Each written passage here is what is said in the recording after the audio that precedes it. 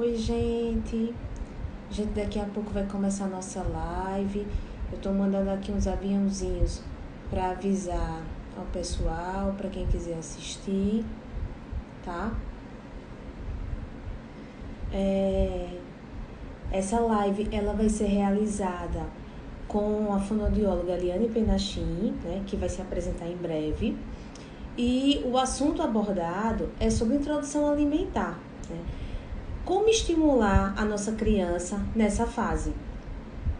Então, a gente precisa entender primeiro duas coisas. Uma, quais são os sinais que a criança dá para que a gente considere que ela esteja apta para esse processo, né? E como é que a gente pode estar estimulando ao longo do dia, né, essa criança para que ela possa entrar nesse processo da melhor forma possível.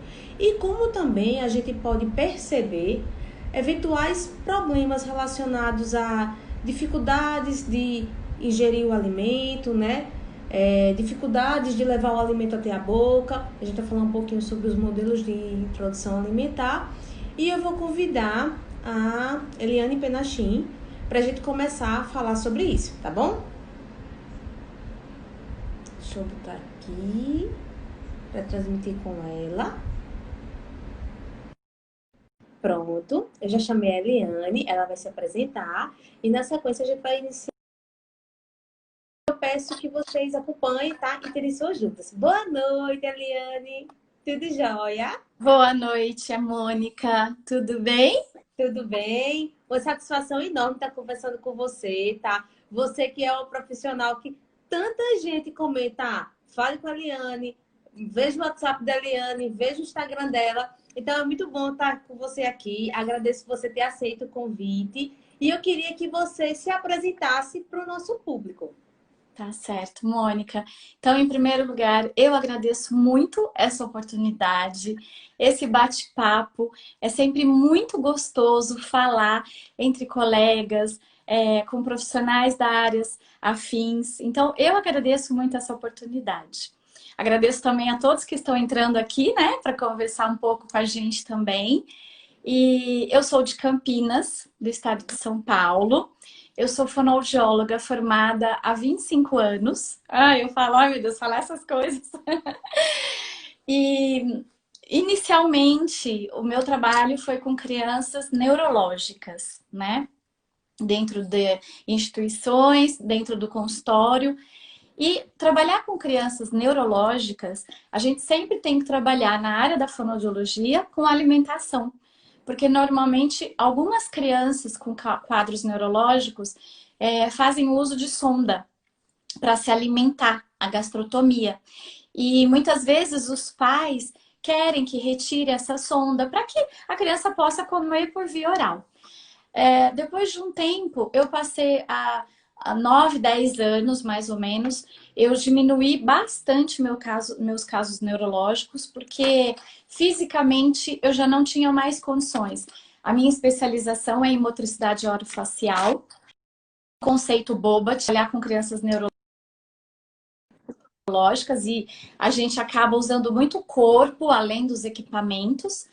E eu tenho uma filha mais velha, que é especial, né, necessidades especiais, e acabou demandando mais cuidados. Por isso eu diminui os neurológicos e afunilei mais para as questões das dificuldades alimentares, principalmente bebês com dificuldades na amamentação, crianças com dificuldades na introdução alimentar e crianças alérgicas.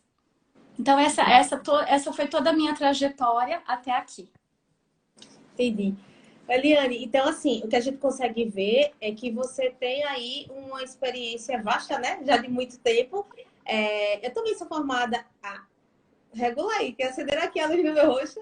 Eu também sou formada há um certo tempo, tá?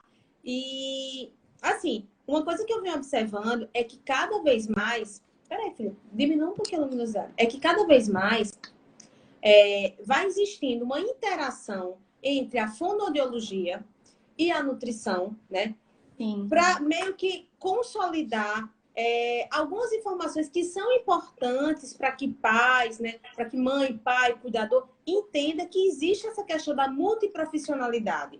Então, Não seria só o papel do pediatra. O pediatra é um dos profissionais que, junto com a fono e com a nutrição, consegue encaixar esse triângulo aí, que muitas vezes é necessário até outros profissionais, né?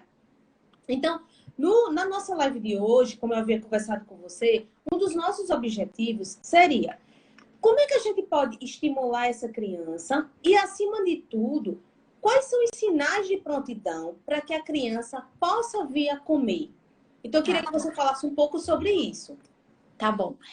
Você falou uma coisa super importante que eu gosto muito, sabe, Mônica? Essa transdisciplinaridade, essa multidisciplinaridade. Porque se você pensar no bebê, onde esse bebê chega primeiro? Ele chega primeiro no médico.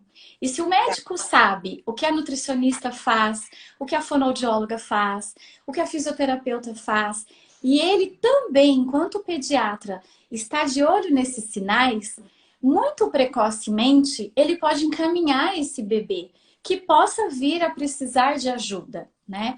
Eu gosto muito de falar, sempre quando a gente fala de introdução alimentar, eu não consigo desvincular com a amamentação, porque na minha cabeça, o primeiro alimento que o bebê recebe é o leite materno. E queira ou não, ele também tem que ter sinais de prontidão para isso, né? A gente sempre faz toda a campanha de amamentação, leite materno, tentar evitar ao máximo o uso de fórmula, porque a gente sabe as consequências de uma introdução precoce de fórmula. Mas a gente sabe que esse bebê pode sim vir a ter alguns problemas com esse primeiro alimento, que é o leite materno, que pode ser por síndrome, pela prematuridade. E falando mais especificamente da fono, quais seriam os sinais desse bebê nessa dificuldade de amamentação? Não só a pega é muito importante, mas não só a pega, mas sim a posição de língua, a mãe que amamenta, que o bico racha, que o bico sangra, que faz fissura, o problema não está com a mãe. E a questão de a introdução alimentar, a alimentação, tem a ver com nutrir, né? Tem a ver com essa vontade que a gente, enquanto mãe, tem de cuidar da nossa cria, né? E aí quando você pensa, você fala, puxa vida, na amamentação, não consigo amamentar, na introdução alimentar, dei a comida, preparei tudo, ele não comeu, ele cuspiu. A gente vem com um sentimento de impotência. E eu acho que esse olhar do pediatra para essa mãe é muito importante. Porque a mãe que tem uma fissura no seio, a culpa não é dela. A culpa é do ajuste da boquinha com o bebê, com o seio dela. E por que eu gosto de começar sempre a falar da amamentação para a gente chegar na introdução alimentar? A amamentação exclusiva é preconizada pelo Ministério da Saúde, pela Sociedade Brasileira. Até sei que esse bebê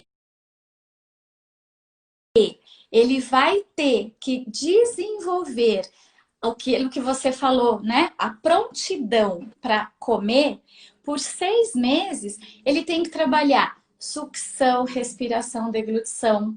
Ele tem que trabalhar movimentação de língua. Ele tem que trabalhar a coordenação dessas funções, que são funções orais. E aí, eu fico pensando sempre no bebê de 6 meses. Porque a partir de 6 meses, começa-se a introdução alimentar. Só que durante 6 meses, ele já teve que ter sinais de prontidão para ser alimentado. Que é o neurológico, o desenvolvimento motor global, o motor oral, o sensorial. A gente sabe hoje que muitas pesquisas têm mostrado quanto existe uma influência forte na alimentação da questão da sensorialidade, tanto oral quanto global. Então, a alimentação materna, a amamentação, já é o primeiro sinal para mim de prontidão para essa alimentação que vai chegar aos 6 meses. Fora isso, Mônica, a gente tem também, pensando na introdução alimentar, essa criança, teoricamente, ela tem que estar já sentando, né? A criança no desenvolvimento neurológico, ela sustenta a cabeça, tronco, corpo. Com 6 meses, ela já senta sem apoio. Então, independente do método que você vai usar, eu acho que é muito importante essa criança já estar com o tronco mais preparado. Por quê? Porque a que é uma dificuldade, que é uma alteração, Se a criança também não está bem posturada, ela pode ter mais engasgos, né? E o engasgo, por exemplo, o gagging, é um reflexo que é fisiológico, ele acompanha o bebê até 8, 9 meses. E aí, muitas vezes, o reflexo que é normal, que é fisiológico, pode ser confundido com engasgo, né? Então, o reflexo de protrusão de língua, muitas vezes o bebê com 6 meses, a mãe começa a dar a comidinha pela colher, por exemplo. É natural o bebê ter esse movimento póster anterior, porque é um reflexo. E aí, quem vai ajudar que esse movimento melhore? O próprio alimento, a própria colher, porque, como eu disse, no desenvolvimento neurológico, ele tem as etapas para cumprir. Então, a partir do 8, 9 meses, ele começa a lateralizar a língua, porque na amamentação ele estava com alimento líquido, né? Então, ele tinha um movimento de sucção. A partir dos 6 meses, a gente começa a introduzir frutinha, o alimento de legume, de uma forma como amassadinha, preferencialmente, né? Então, essa criança vai ter que ter uma habilidade motora oral melhor de lábio, língua e bochecha para conseguir gerenciar esse novo alimento com textura diferente, com temperatura diferente, com sabor diferente dentro da boca, né? Eliane, e isso que você falou, você fez aí uma trajetória, né, de tudo que são as habilidades, são as competências que a criança precisa ter. E uma coisa muito importante é que quando o profissional for fazer uma anamnese, até para introdução alimentar, esse histórico de amamentação, essa Sim, dificuldade em iniciar esse processo, né? Porque tem algumas vezes a dificuldade é tão grande que se você não tiver um apoio, se você não tiver uma ajuda, principalmente naqueles 10 primeiros dias, 15 primeiros dias que se estabelece ali o processo, você acaba desmamando, né? Entrando com sim, uma mamadeira. E o papel do fonoaudiólogo, do consultor em amamentação, ele é importante justamente aí, porque é aí que a gente consegue ver essa sequência de desfechos que acabam culminando lá na introdução alimentar. Uma outra coisa que você falou aí, que é bastante pertinente, é assim, o que a literatura diz é que, teoricamente, acredita-se que a partir do sexto mês, a criança teria condições de receber alimentos sólidos, né? Mas tem um intervalo bem grande, né? Que a gente estava até discutindo sobre isso, que vai de 6 a 8 meses, mas não isso. para a questão de receber, na questão do ponto de vista de conseguir ter mais controle sobre esse processo. E uma coisa que Isso. eu percebo é que, muitas vezes, o prematuro que era onde a gente deveria postergar essa introdução alimentar, as pessoas acabam antecipando, porque não, vai comer alimento sólido para ganhar peso. E a gente não pode fazer esse processo de antecipar, porque tem tudo isso que a Eliane falou, ou seja, essas habilidades que a criança precisa ter para poder comer. Senão, na realidade, né, Eliane, ela só vai receber a comida, vai estar abrindo a boca e não vai estar desenvolvendo essas competências. Mônica, você falou uma coisa que é super importante. Existem estudos hoje que mostram que os prematuros, eles estão conseguindo ter um desenvolvimento dessa primeira maternidade muito melhor do que há 15, 20 anos atrás. E o prematuro, a prematuridade é uma das primeiras causas das dificuldades alimentares. E aí, quando você pensa, vou fazer a introdução precoce para acelerar, para ele crescer. Não, esse prematuro, ele precisa desenvolver aquilo que eu falei anteriormente. Ele precisa do desenvolvimento neurológico, da capacidade motora global e oral específica. Ele precisa ter a sensorialidade, né? Todos esses reflexos, todas essas experiências, ele precisa viver. Às vezes o bebê prematuro ele tem alguma comorbidade junto com alterações respiratórias. Então, deglutir é uma coordenação da respiração com a deglutição. Se eu sou um prematuro, eu tenho um pouquinho mais de flacidez em lábio, em língua, em bochecha, em laringe. A minha deglutição corre um pouco mais de risco. Então, antecipar a introdução alimentar, a gente sabe que isso não é uma boa iniciativa. Você falou muito da introdução de fórmulas. o prematuro, por vezes, ele já entra com a fórmula dentro da maternidade, dentro da UTI. Então, é muito importante. Hoje, graças a Deus, as equipes de hospitais já têm uma equipe com nutri, com psicólogos, com fonoaudiólogos, junto aos médicos. Então, isso é pensado, é refletido. Essa introdução precoce da mamadeira, porque você vai introduzir a fórmula, se não for pela sonda, vai ser pela chuquinha, vai ser pela mamadeira, e aí é mais uma confusão de bico que pode existir, porque sugar no seio materno, eu preciso de uma determinada força no lábio, na língua, na bochecha, para retirar esse leite. Eu sugar na mamadeira com bico artificial é outro movimento, é outro refinamento que eu preciso, e isso pode confundir o prematuro, pode confundir o bebê, por isso a gente pede muito que essa reflexão seja feita pela essa equipe multidisciplinar, né? E na realidade, né, Eliane, essa questão do bebê sugar no peito, ele contribui para o desenvolvimento, para o crescimento desses órgãos da face, né? E Sim. uma... A Pode amamentação, a falar. gente sabe muito bem que... Por isso que eu não consigo. Muitas vezes as pessoas falam, Eliane, quero falar só de introdução alimentar. Mas eu não consigo falar só de introdução alimentar, porque a amamentação é o primeiro caminho. Então, a É o primeiro alimento, amamentação, né? ela fortalece a sucção e deglutição. Ela favorece a respiração nasal. A gente sabe que o bebê precisa ter esse controle. Exercita esses músculos da mastigação. Fortalece lábio, língua, bochecha. Ela contribui para o crescimento maxilar, porque lá na frente, a hora que o dentinho sair, esse dentinho vai ter uma posição certa, porque a dificuldade também de mastigação, muitas vezes não é só por isso. Eu preciso ver se o dente está fazendo uma oclusão boa. Um frênulo lingual encurtado, a gente tem visto muito que as maternidades, por vezes é o pediatra que faz, por vezes é a fonoaudióloga, mas é muito importante você fazer já na maternidade e nessa época da amamentação a avaliação do frênulo lingual. Porque ele vai modificar a amamentação e ele vai modificar a introdução alimentar.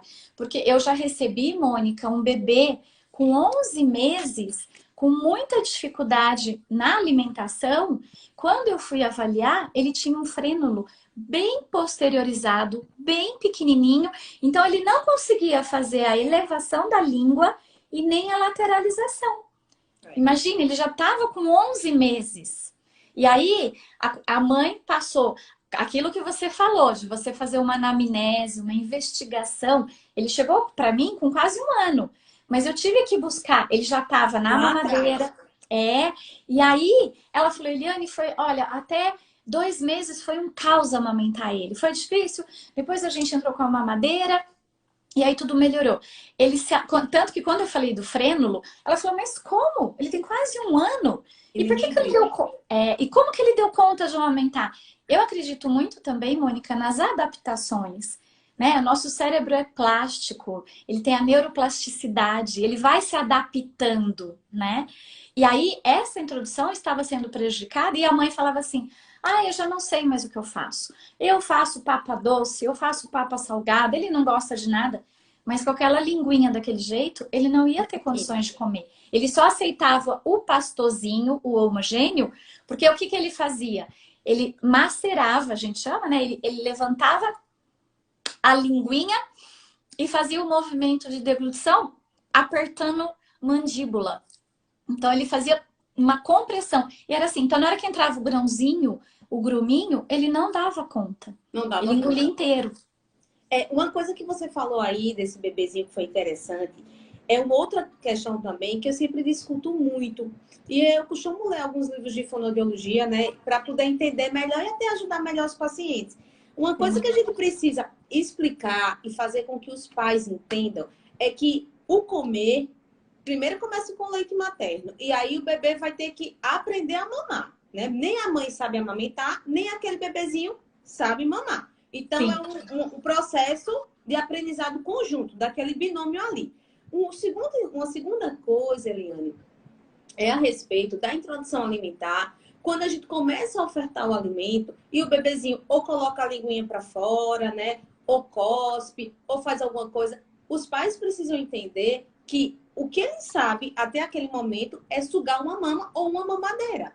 Que a gente não pode colocar uma colher na frente da boca do bebê e o bebê sugar como quem suga uma sopa. Ou então, se alguém for comer em pedaços, ele não vai conseguir arrancar um pedaço, amassar, lateralizar e engolir. Que isso são etapas. E aí eu queria que você acalmasse o coração dessas mães nesse sentido.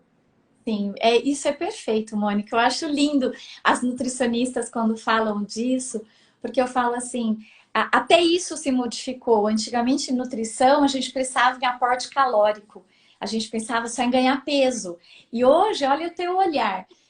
Se você recebe uma criança que você vê que o dentinho não está bem ocluído, ou que ele vai mamar e ele faz muito barulho, o estalido para mamar, isso significa pressão intraoral muito ruim. Se ele vai comer e ele fica... Ou coloca muita comida na boca, né? Alguma coisa está errado. E aí você, como nutricionista, vai encaminhar para fono.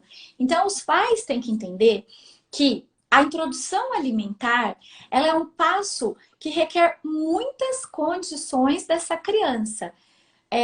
No sentido de desenvolvimento, de experiências. Então, esse movimento que você falou de póster anterior de língua é o primeiro movimento que a linguinha faz no seio e na mamadeira. Ele vai precisar descobrir que existe gengiva do lado, que existe bochecha. E como é que o bebê descobre isso? Sendo exposto a essas experiências.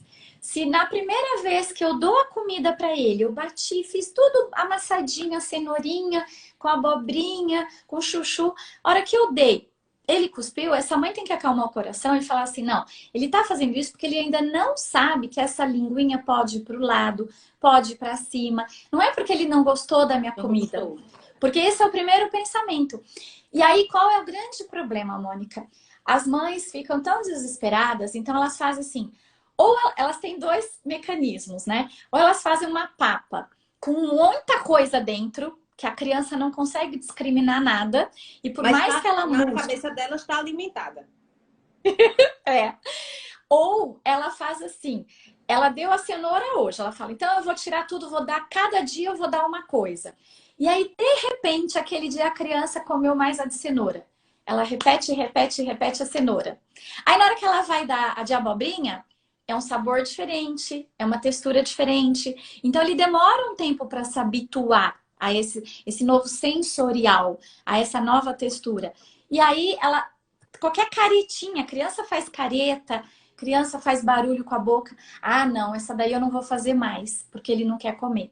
E a criança precisa ser exposta a isso. Na realidade, a criança precisa ser estimulada. E uma coisa que eu sempre falo, né, é assim, você pode começar a estimular a criança muito tempo antes da introdução alimentar. Quando você vai comer e você coloca a criança lá, para ela perceber que comer é social, né? Ninguém come só. Então, coloca ela lá numa cadeirinha, no carrinho, junto com o pai e com a mãe. E quando ela for ficando maiorzinha, que for conseguindo sentar, mas que ainda não iniciou esse processo, deixa ela fazer parte daquele momento, né? Uma coisa também, sabe, Eliane, que eu sempre tento acalmar as mães, é assim, elas estão comendo com a criança no colo, tá? Estão almoçando, estão tomando café, e a criança quer atacar uma fruta que ela está comendo, e ela fica, não posso, só posso quando der 6 meses. Não. Ou então elas dizem assim, mas essa criança, Mônica, vai ser boa de boca, porque tudo que ela vê, eu comendo, ela quer. Primeiro, ver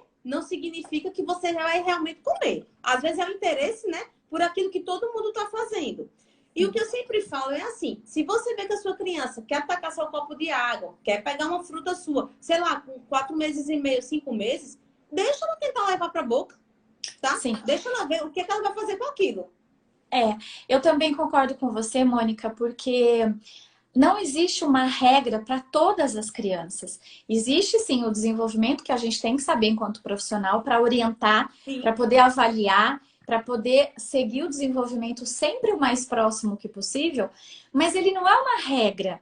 Por quê? Porque cada criança tem uma família, cada criança tem um estímulo, cada criança tem ou não a sua própria dificuldade, porque comer é uma ação intrínseca.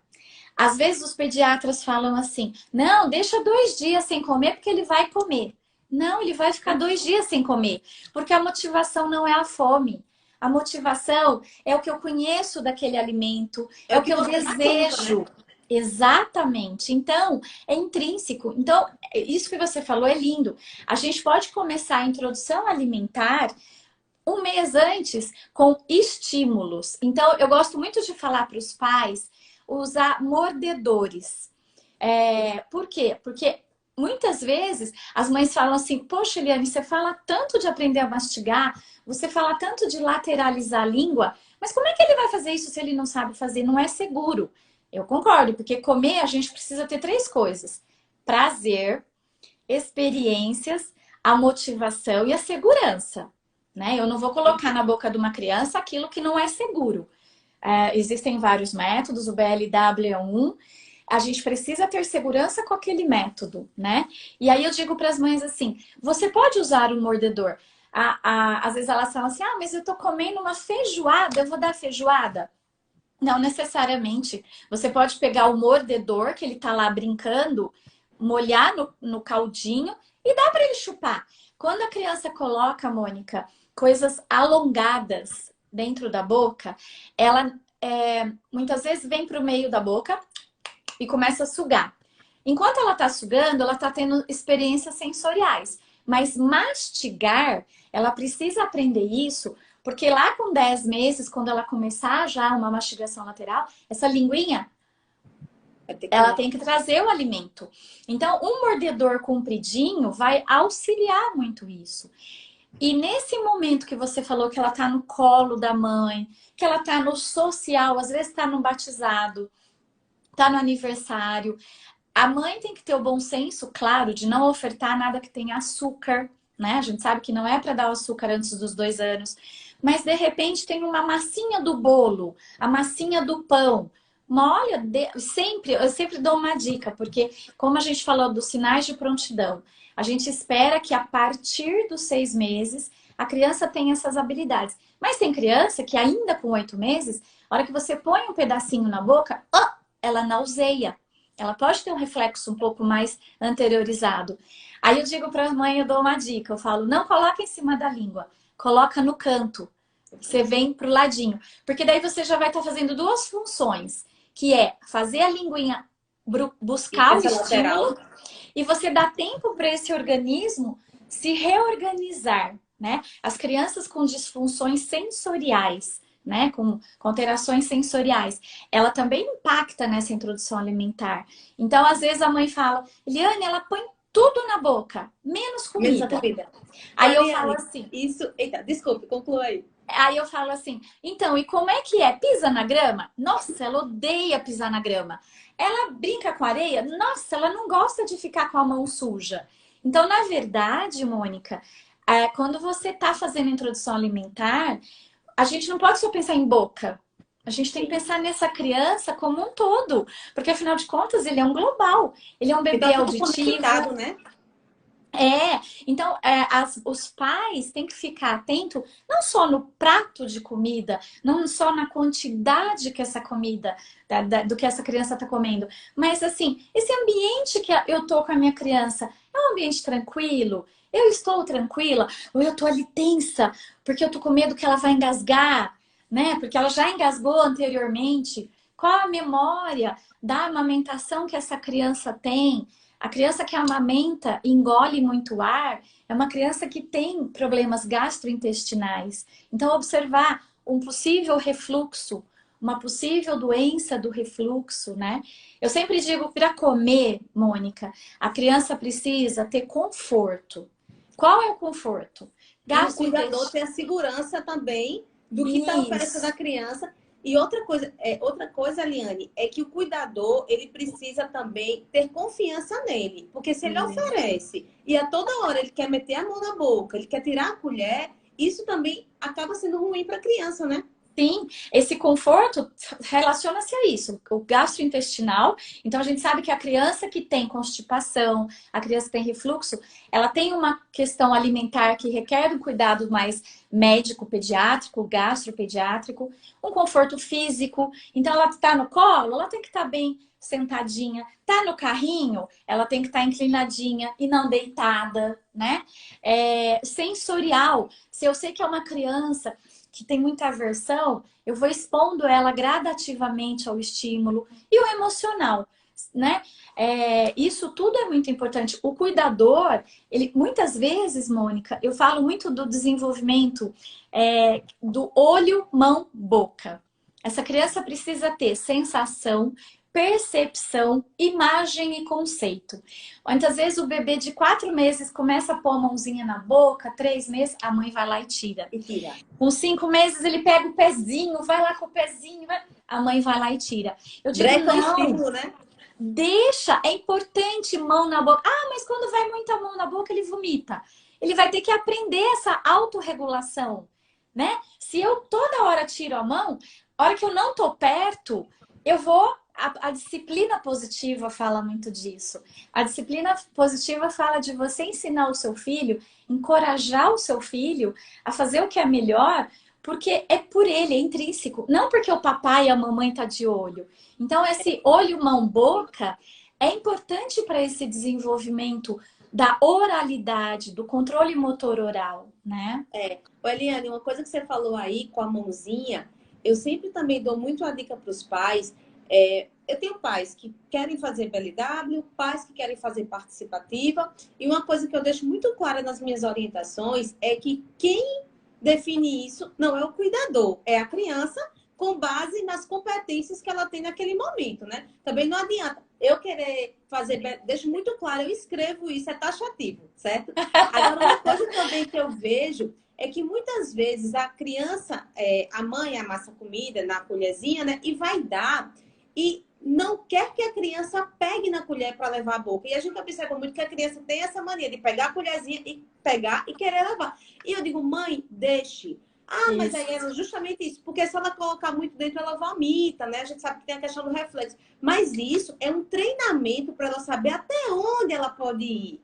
Né? Então, a gente fica assim, por isso que eu acho muito importante vídeo, sabe? Para mim, vídeo resolve muita coisa, porque eu não estou na casa da mãe, mas é como se eu tivesse 24 horas dando esse tipo de consultoria, porque a gente consegue resolver coisas simples. Você sabe, Mônica, que muitas vezes, né, eu vejo que lá no consultório, quando eu recebo um bebê com dificuldade em amamentação, eu geralmente falo para a mãe assim: olhe, quando você for iniciar a introdução alimentar, volta para a gente conversar, bater um papo, para te orientar. Aí eles olham com uma cara, né, assim, tipo, como assim, não tem né? muita associação, né? Aí eu falo assim, não que o seu bebê vai ter dificuldade, mas às vezes pequenos ajustes fazem toda a diferença. Isso que você falou da colher. A gente está falando de um bebê que é sensório motor. Ele é sensorial e ele é motor. Ele precisa pegar, ele precisa sentir, né? A estratégia que eu dou para os pais sempre a primeira coisa é preparar o alimento na visão dessa criança. Porque normalmente o que acontece a mãe põe a criança na cadeirinha. Geralmente essa criança come sozinha. A introdução alimentar tem um mito de que tem que ser certinho, rigoroso, não pode sujar, tem que ter o babador. Não! A gente tem que tirar todos esses mitos. A criança tem que sujar a roupa, sujar a boca, sujar a mão. Ela tem que descoordenar a colher. Eu tenho criança que chega para mim com 1 ano e 2 meses, a mãe fala assim: ah, ele vai pegar com a colher e derruba tudo. Eu falo, muito bom! Ele tem 1 ano e 2 meses, ele não tem esse controle. Ele vai aprender. Assim como tem mãe que chega para mim e fala assim: ai, não aguento mais ver ele comendo com a mão. Eu tenho vídeos de pacientes que eu até ponho isso nas minhas aulas. A criança com a colher, que a mãe, uma criança maior de 1 ano e meio, né? Que com 1 ano e meio ele já tá mais de 18 meses, né? Já tá com mais habilidade. Aí ele vem, ele põe 1 colher, Mônica, põe 2. Na segunda ele já joga a colher, ele vai com a mão. porque a criança ainda é sensório-motor, tem dente saindo, né? Dentes posteriores, então ela quer coçar dentinho com o brócolis, ela quer coçar o dentinho com a vagem. Então, eu sempre falo para as mães, tenham 2 colheres, uma para você e uma para o bebê. Porque é importante. Que eu dou. E fazer essa, como você falou do BLW, eu sempre digo assim, às vezes as pessoas falam, a minha linha de formação neurológica é do Bobat Castilho Morales. Mas da introdução alimentar, eu já fiz vários cursos com amigas maravilhosas, com a Patrícia Junqueira, Aline Padovani, Suzane Morse, Marcia Dum, com várias pessoas, né, da nossa área da dificuldade alimentar. E eu sempre digo assim, o que funciona é o bebê que está na tua frente. O bebê que está na sua frente, você tem que descobrir qual é a habilidade que ele tem, o que está faltando para ele ganhar mais habilidade e o que você precisa desenvolver nesse bebê, né?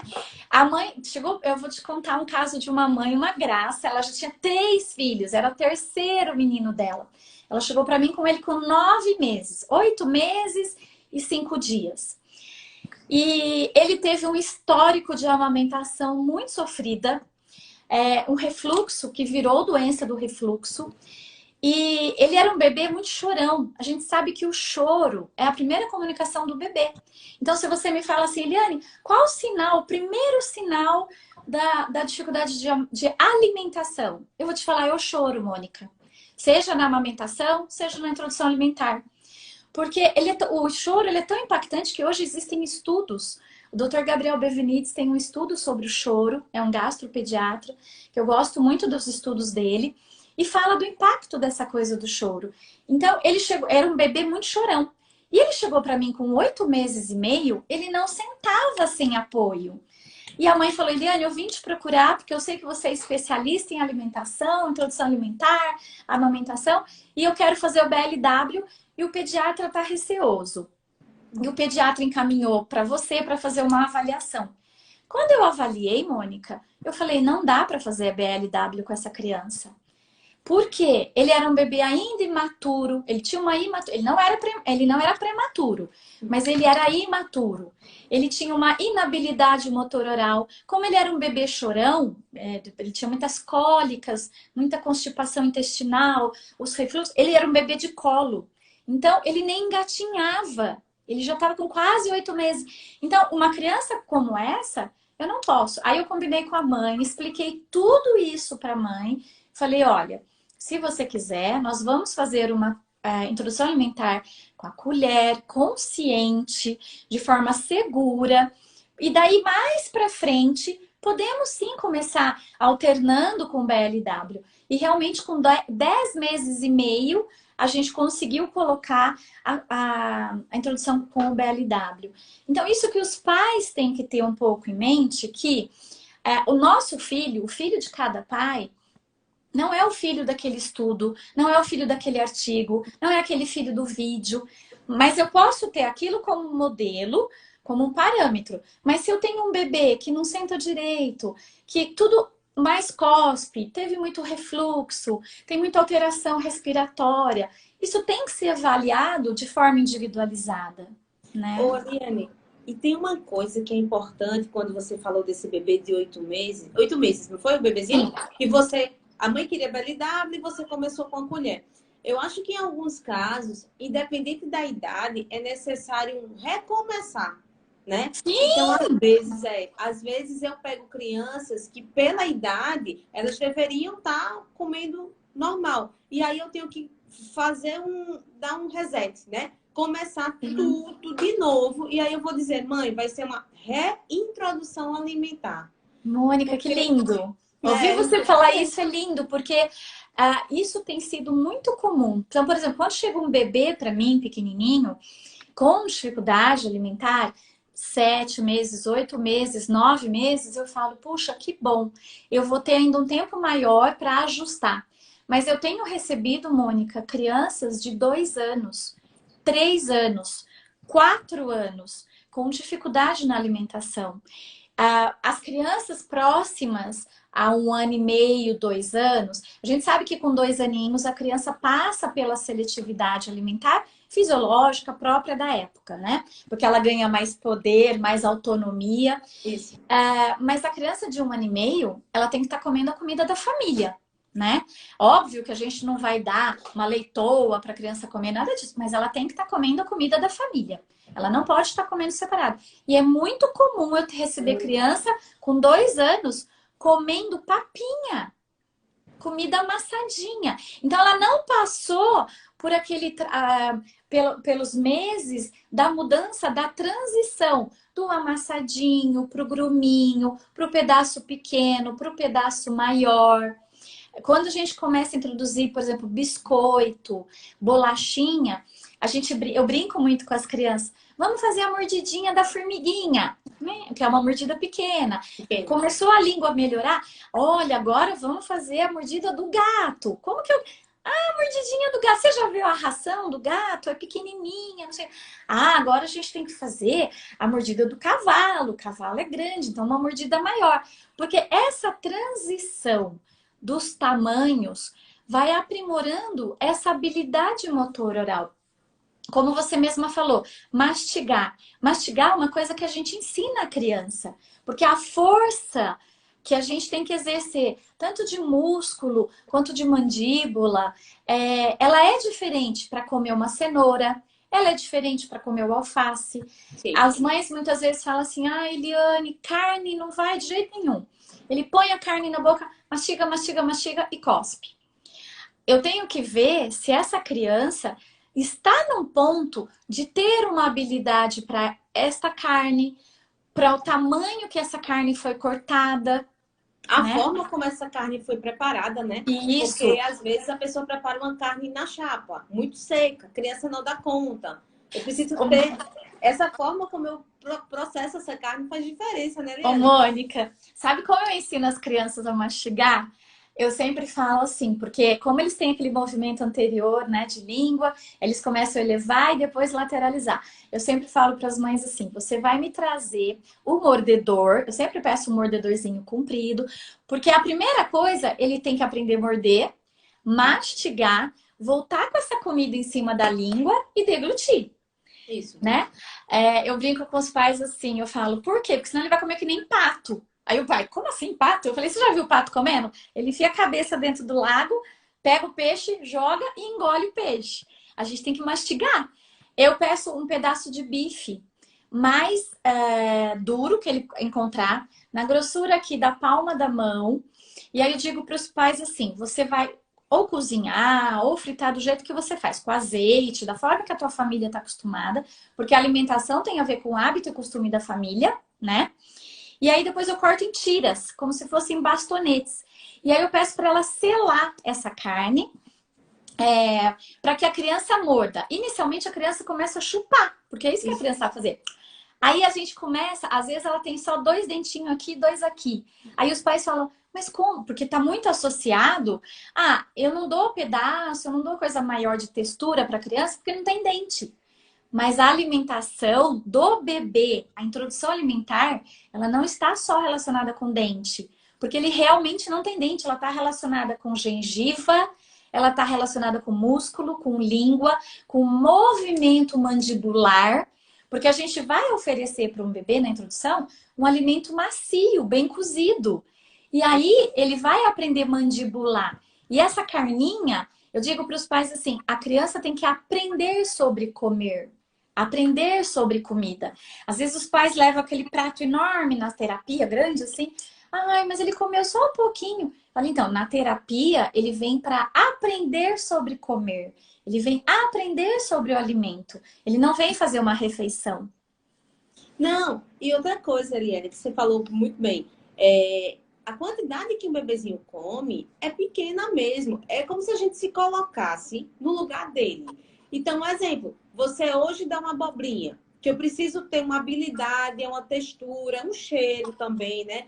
Aí outro dia eu dou uma abóbora, eu dou uma cenoura. Então, isso tudo é muita característica diferente para a boca da criança. Então, a criança precisa se conectar, se concentrar. Como é que ela vai trabalhar aquele alimento? Então, eu sempre tento reforçar isso com as mães para que elas não fiquem ansiosas. Porque parece que quando a gente diminui o nível de ansiedade, a coisa flui.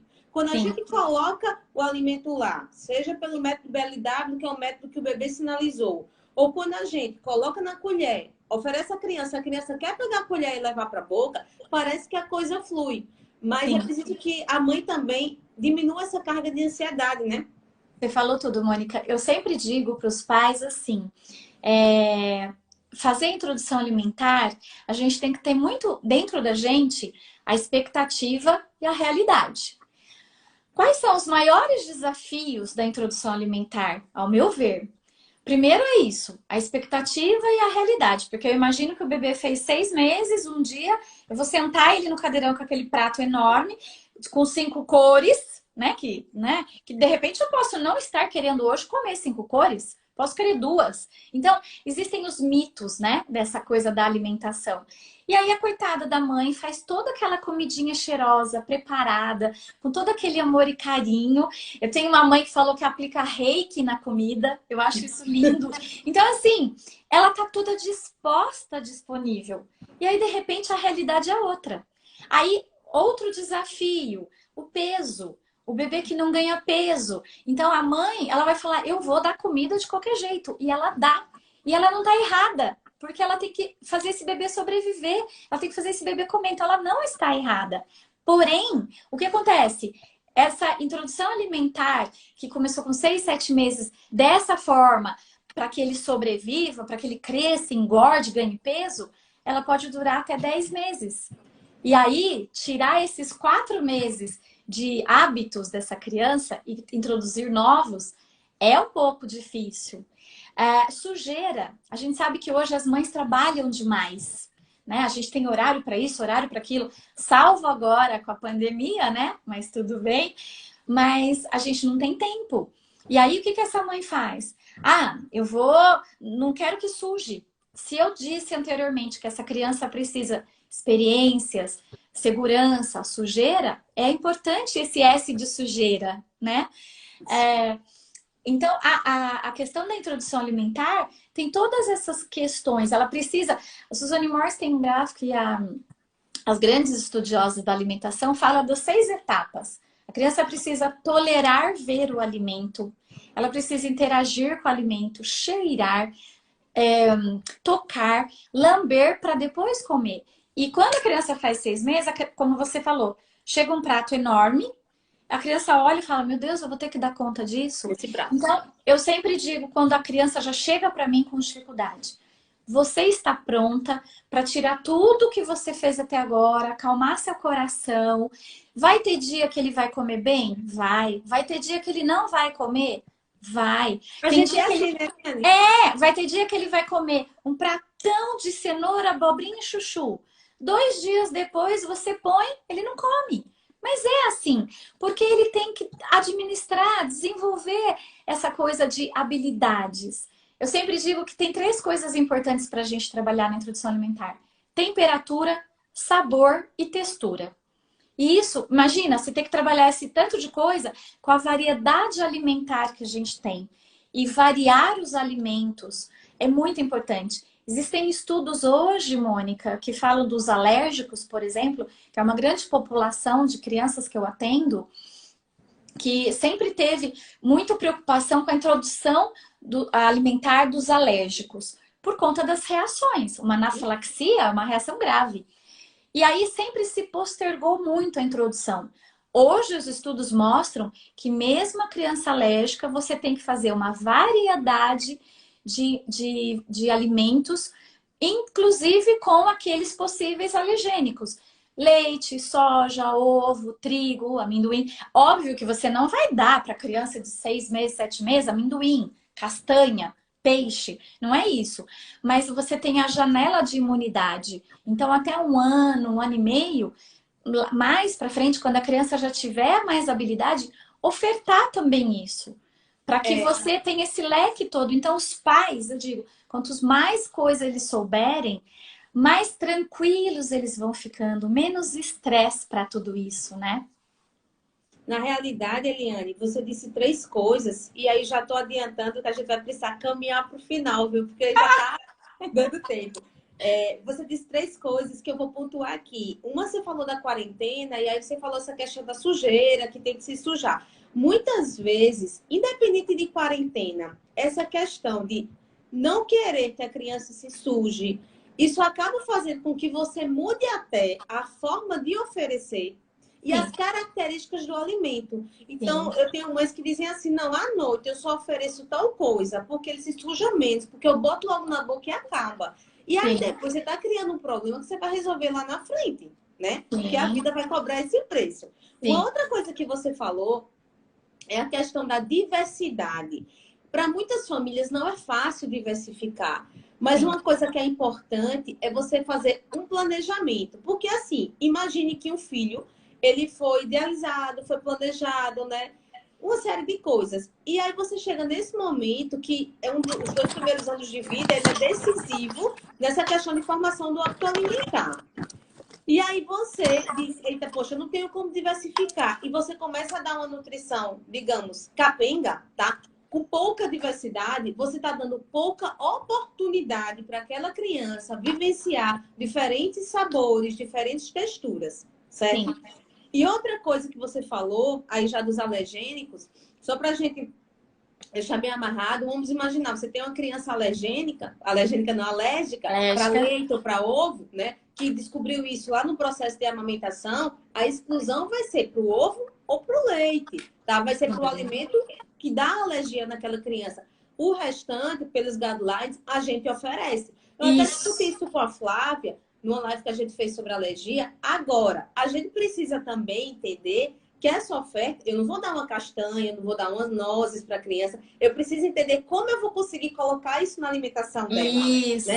também, se eu tenho um alimento que não é hábito, eu não preciso, poxa, é alergênico, mas eu tenho que dar naquele período, né? Não. Não é hábito da Até família, porque não vai comer porque depois. a gente lembra que eu falei lá no comecinho, a alimentação, a introdução alimentar, ela tem a ver com os hábitos da família. Eu tenho famílias que chegam para mim com dificuldade motor oral, com refluxo, com choro, com muita recusa, com 7, 8 meses, que é vegetariana.